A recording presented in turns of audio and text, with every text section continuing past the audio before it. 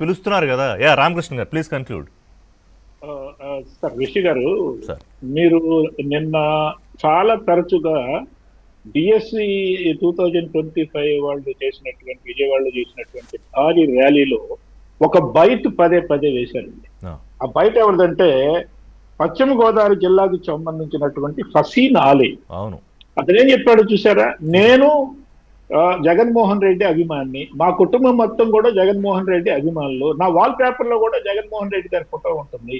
కానీ ఇవాళ ఈ 2025 మీద మేము మెరిట్ ప్రాతిపదిక మీద మేము ఉద్యోగం తెచ్చుకుంటే ఉపాధ్యాయ ఉద్యోగం ఈ విధంగా ఇది అక్రమం అని చెప్పని మా మీద విపరీతమైనటువంటి బురద జల్లటం, నేను అధికారంలోకి వస్తే నేను ఈ డిఎస్సి 2025 రద్దు చేశానని చెప్పిన అన్న తర్వాత నిన్ను నా మైండ్ లోంచి పీకేశాను, ఇవాళ నుంచి నేను సివిఎన్ అభిమానిగా మారిపోయాను అని చెప్పిన.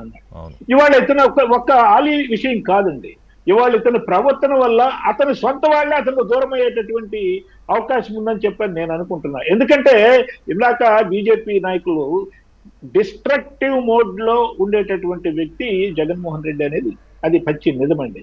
మీకు ఒక విషయం చెప్తా, ఇవాళ నుంచి శాసన మండలిలో వైసీపీ వాళ్ళు ఉంటారు, కూటమి శాసన మండలి సభ్యులు ఉంటారు. వాళ్ళు ఎట్టి పరిస్థితుల్లో కూడా బొత్స సత్యనారాయణ కానీ వాళ్ళ సభ్యులు కానీ గ్రూప్ 1 మీద కానీ లేకపోతే డిఎస్సి 2025 మీద చర్చ జరగనీరండి. ఎందుకంటే నేను శాసన మండలి సభ్యులుగా వీళ్ళ యొక్క ప్రవర్తన చూశాను. ఎందుకంటే షరీఫ్నే ఆ రోజున సెలెక్ట్ కమిటీకి పంపిస్తే ఎన్ని బూతులు ఇందాకనే అందుకనే మాట్లాడింది, ఆయన కంటతడి పెట్టుకోవాల్సిన పరిస్థితి వచ్చింది అప్పుడు. ఎటువంటి నాయకులు ఈ పార్టీలో ఉంటారు అని చెప్పని నేను ఇందాక అందుకే చెప్పింది. చర్చ జరగనీరండి. నేను ఒక్క విషయం చెప్పి చర్చ జరగనీరండి. శాసన మండలిలో వీళ్ళకి దమ్ముంది, శాసనసభ రావడానికి మాత్రం జగన్మోహన్ రెడ్డి అక్కడ కూడా బలం మందబలం పట్టుకుని గొడవ చేయడమే, అంతకన్నా ఏం చేస్తారు? రామ్ కుమార్ గారు please conclude in a minute. దమ్ము ఉంటే రామ్ గారు